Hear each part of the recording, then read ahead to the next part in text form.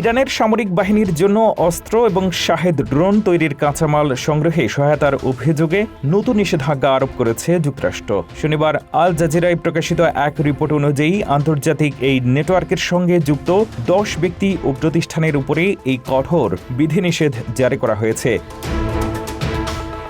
মার্কিন অর্থ মন্ত্রণালয় জানিয়েছে, নিষেধাজ্ঞাপ্রাপ্ত এই নেটওয়ার্কটি চীন, সংযুক্ত আরব আমিরাত, হংকং এবং বেলারুশ জুড়ে বিস্তৃত। ওয়াশিংটনের দাবি, এই চক্রটি ইরানের ড্রোন এবং উন্নত অস্ত্র তৈরির জন্য প্রয়োজনীয় প্রযুক্তি এবং আর্থিক লেনদেনের কাজ পরিচালনা করত।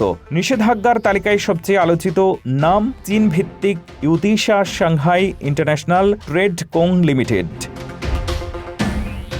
মার্কিন কর্তৃপক্ষের অভিযোগ, প্রতিষ্ঠানটি ইরানের প্রযুক্তি এবং অস্ত্র সংগ্রহ কার্যক্রম সমন্বয়কারী সংস্থা CITC এর হয়ে মধ্যস্থতা করেছে এবং চীন থেকে আকাশ প্রতিরক্ষা সরঞ্জাম কেনার চেষ্টা চালিয়েছে। অন্যদিকে দুবাই ভিত্তিক জ্বালানি প্রতিষ্ঠান FZCO এবং হংকংয়ের মাস্টার্ড লিমিটেডের বিরুদ্ধে কয়েক মিলিয়ন ডলারের অবৈধ লেনদেন সহজ করার অভিযোগ আনা হয়েছে।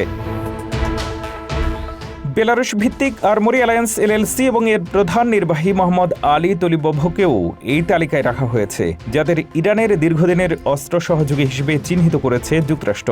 মার্কিন অর্থ মন্ত্রণালয়ের বিবৃতিতে স্পষ্ট করা হয়েছে যে ইরানের ড্রোন এবং সামরিক সরঞ্জাম সংগ্রহের নেটওয়ার্ককে দুর্বল করা এবং আন্তর্জাতিক সরবরাহ চেইনে বিঘ্ন সৃষ্টি করাই এই নিষেধাজ্ঞার মূল লক্ষ্য।